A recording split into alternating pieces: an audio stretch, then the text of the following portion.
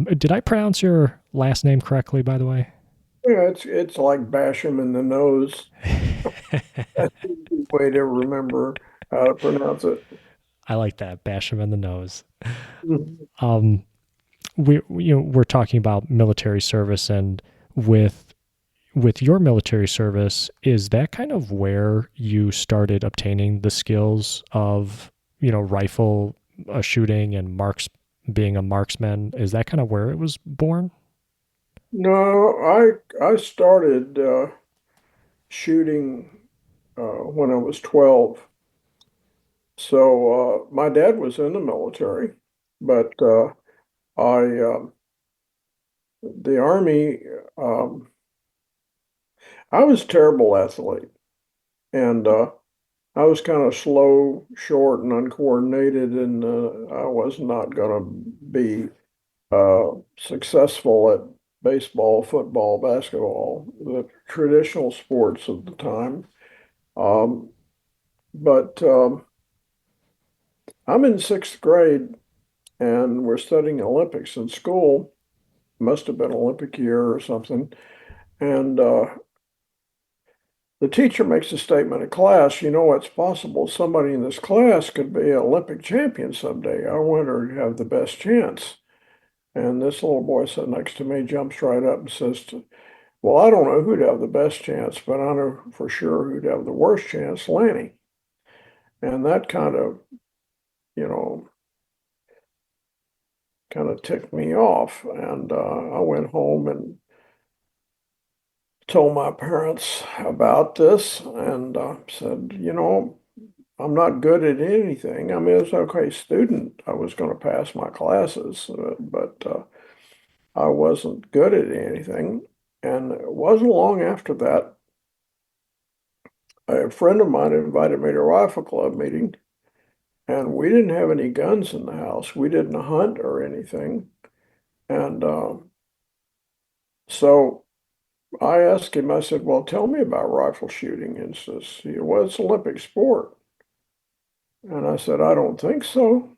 I said, I've never heard of the rifle shooting in the Olympics. He says, oh yeah, it's an Olympic sport. And so I went to rifle club meeting and I asked him about, well, tell me about rifle shooting. I said, how tall do you have to be a rifle shooter? Because I wasn't all that tall. And oh, that doesn't matter. Well, how strong do you have to be? And he said, the rifles aren't that heavy. And I said, well, how fast do you have to be? He said, well, why are you asking me these questions? I said, Sidious Altius Fortius, the Olympic motto. I mean, I've gone to the library and read some books about Olympic athletes. And he says, I just thought all Olympic sports were like that. He said, oh, not rifle shooting. Rifle shooting is the only Olympic sport where you're trying to make the body stop. I thought, well, hello. I had trouble making it go, so maybe I could try this. And so they let me shoot, and I wasn't good at it. I wasn't bad at it. I was average at it. I'd never been average in anything else I'd ever tried. And so they met once a week, and my father took me the next week, and I was all excited, and they canceled the program. And I was super disappointed. And my father told me, so why are you frustrated? I said, well, I'm not going to get to shoot. And my father says, no, son, they're not going to get to shoot. That doesn't mean you're not going to get to shoot. And give me a couple of days, and we'll see what I can come up with. And he got the keys to an indoor range very similar to what we were using at the rifle meeting. And he would pick me up from school and take me to the range and begin to teach me how to shoot. The only problem was my father didn't know anything about target shooting. I mean, he knew about service rifle shooting, war, but he found out that there was a marksmanship unit at the base he was stationed at, and he would go to the marksmanship unit, get information about shooting, and come back and teach me. And there was no other shooters on the range, so there's a lot of drama with other people, and most people learn how to do something in a group and a club and things like that. But I started out um, just with my dad and me, and my dad was a solution-based coach, meaning that he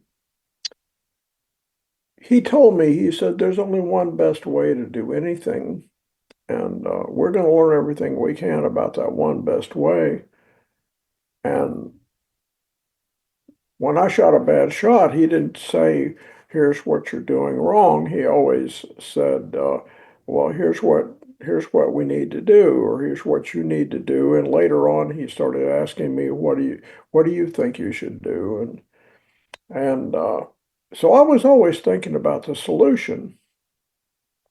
And we had never heard the word self-image, but I would find out much later that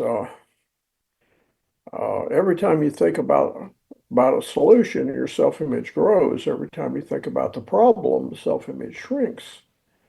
And so he was actually building my self-image even when I shot a bad shot, because we were talking about the solution all the time, and that was very important to me. The other thing that happened is that my dad spent so much time at the marksmanship unit that when um, the guy that was running that program rotated out, they asked my father if he would run the program, and he did. And he was very good at this, and he was really good at building people. And he caught the attention of the Army Marksmanship Unit um, that run the Army's big marksmanship unit at Fort Benning. And the reason that was important to me was that the United States of America dominated Olympic rifle shooting at that time in history, and all of our medalists were in the Army, stationed at the United States Army Marksmanship Unit where my dad worked. So I went from training with nobody else on the range to having access to the best in the world, and I took advantage of it. And I I found out they all had the same story. They all went to college that had shooting sports program, rifle team, and they all made All-American. And if you take ROTC and you graduate from college and you go in the Army and you're an All-American, you get an automatic tryout at the Army Marksmanship Unit International Rifle Team. And so that's I knew when I was graduated from high school, I knew exactly what my path was. I wanted to go to the Olympics, and the Army was the ticket because shooting is the second most expensive sport in the Olympics to train for. And I didn't have that kind of money, and my parents weren't wealthy, and so, but the marksmanship unit, you're in the Army, so they pay you a salary, and they pay for your bullets and pay for your travel and pay for your coaching and give you an opportunity if you can make the team. And so I applied myself, and I went to state school in Texas and majored in rifle shooting, and they gave me a business degree. And I spent most of my time on the range, but I managed to graduate, got married in college, and went in the Army, and was assigned the Army Marksmanship Unit, and that was where um, I was given the opportunity to compete, and it was it it was a good time because I was able. my first 3 years, I was able to travel around the world and compete. I made the World Championship team in 1970, and then we held the World Championships. We hold the World Championships every 4 years in my sport, like the Olympics. The Olympics are held every 4 years, and so every other year there's a world title on the line. And so by the time the Olympics rolled around, I'd been in the marksmanship unit for about 3 years, and I managed to make the Olympic team. But during that 3 year period, I hadn't really won anything. I managed to get in the top four, which is no small feat because um, I had to go around a couple of world champions to get in the top four. And but I wasn't winning, and my teammates were winning, but I wasn't winning. And I didn't. There's something was missing, but I didn't know what it was. And I never believed that, or never thought that it might be the mental game. Back in those days, we thought mental toughness, that's what we called it. You could handle the pressure. It was something you had. It wasn't something you could learn. And so we weren't trying to learn it. We didn't have any classes on the mental game or discussions on the mental game or training on the mental game at all. And it was all about skill and experience, skill and experience. That's it. And so I managed to make the Olympic team, but I didn't win the Olympics in 1972. Because I didn't have a mental game, I just, we just I just didn't couldn't handle the pressure. And but my teammate was the best shooter in the world, and he wins the gold medal, sets a world record. I shoot a bad score for me, and but I was the most surprised person in the tournament when they gave me a silver medal for that bad score. But I came home frustrated because I mean, don't get me wrong, a silver medal is 10 times better than a bronze, and a bronze medal is 10 times better than no medal at all. And just making an Olympic team in anything is a big deal. But but I had not won anything in 3 years, and that was frustrating me. And I discovered why I wasn't winning. I couldn't. There was a mental component out there, and I wanted to find out how to fix that. And I refused to believe that you couldn't learn how to do anything. You can learn how to do anything. You would have got to find the right teacher. Well, there were no teachers, and my teammates could figure it out, but they weren't going to help me because they got a shoot against me next week, and they're going to keep all their secrets to themselves. And um, but I thought, well, I'm an Olympic silver medalist, and back in those days, uh, we didn't have cell phones. We had answering machines. So I had the names of a couple of world champions in other sports and Olympic gold medalists in other sports. And so I would call them on the phone and leave a message, something like, um, you don't know me, but I'm a silver medalist in the Olympics, and you're a gold medalist in the Olympics, and I need your help. Please call me back. And they always did. And I think they called me back because I had a silver medal and were curious about how they could help. And I just wanted to know what they knew about the middle game. And so for about 2 years, I was on the phone several nights a week talking to Olympic and world champions in other sports to find out what's going on because the rifle world weren't going to help me. But and I understood that. I understood why.